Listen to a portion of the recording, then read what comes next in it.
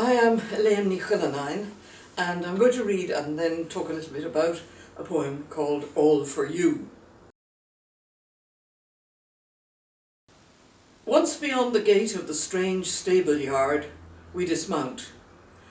The donkey walks on, straight in at a wide door, and sticks his head in a manger. The great staircase of the hall slouches back, sprawling between warm wings. It is for you, as the steps wind and warp among the vaults, their thick ribs part, the doors of guardroom, chapel, storeroom swing wide, and the breath of ovens flows out, the rage of brushwood, the roots torn out and butchered. It is for you, the dry fragrance of tea chests, the tins shining in ranks, the 10-pound jars rich with shriveled fruit. Where better to lie down and sleep along the labelled shelves with the key still in your pocket?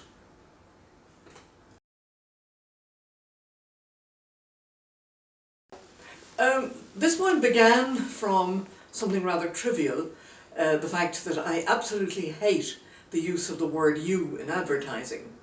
And I hate phrases like, we have all your favourites, or we know what you want, because they're lies.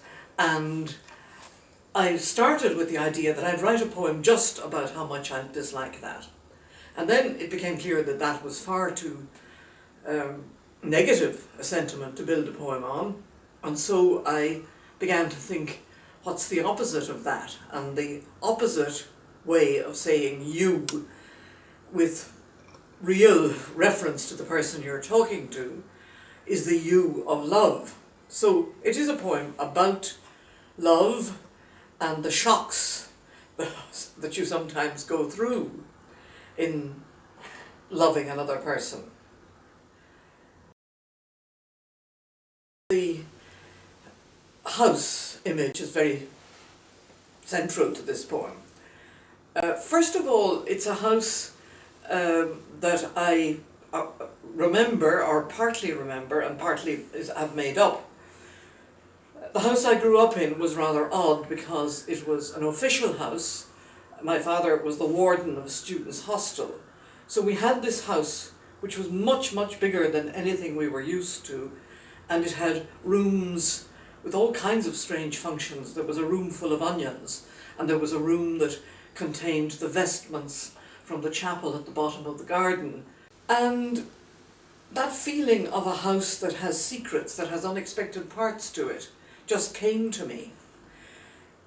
The other thing about the house is that it's related to a house in fairy tales.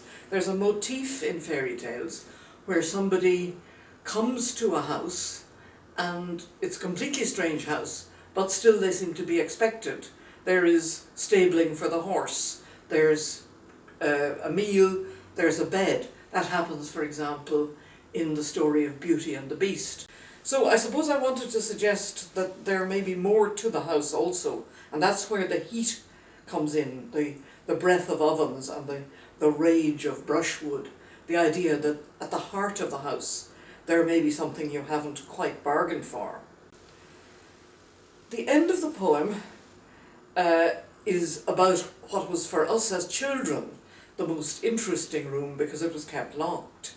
It was the storeroom, because my mother would go in every Monday morning and she would unlock the door on our side and then she'd unlock a door on the other side. So the house and the hostel, this room didn't seem to be part of either of them. And then she would give out the stores for the week: tea, sugar, raisins, tins of beans, pots of jam, for 50 students. So it was a place of riches, I suppose, but also a place of, to some extent, of mystery. And I suppose that the speaker at the very end, who has the key in her pocket, is me as an adult, you know, somebody who has actually been allowed to have the key to this place which was kept so carefully. It's something that I have come across that suddenly appeals to me very strongly. Usually. I mean, very occasionally it's something somebody else has suggested, but it's mostly things that I have been, often something that I've been dealing with for a very long time. Usually I wait until something hits me very hard, and I think I should write a poem about that, and then it may take me for quite a while to think about how I can actually approach it, and usually it's at something completely inappropriate, like on my way into a concert or at a board meeting in Trinity College. I suddenly think, I know now how to get into this subject, and I scribble it down on whatever is to hand, and then at a later stage I try to elaborate that and build it up, and then I get to a point where I can rewrite and rewrite and rewrite.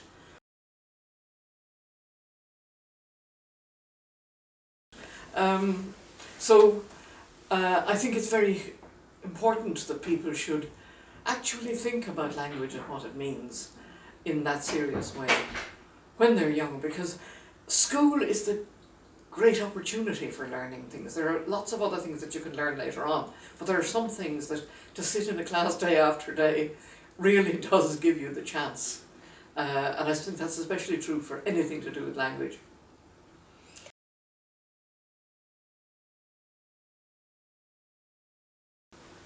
Yeats I read, I think when I was about 16 I had read every line of Yeats that was then in print.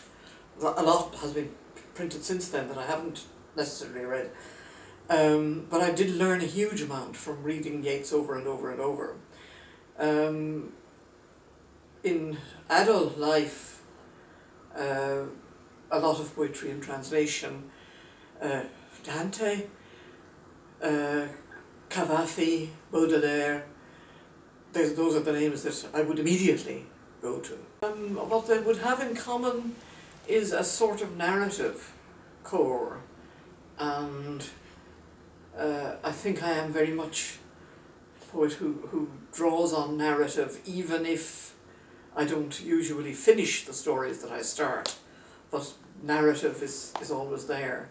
I think that's especially why Cavafy is so important, because he gives these segments of stories, and you have to wonder, what is this about, and where does it go next? You know, there's that mysterious quality which I find very attractive.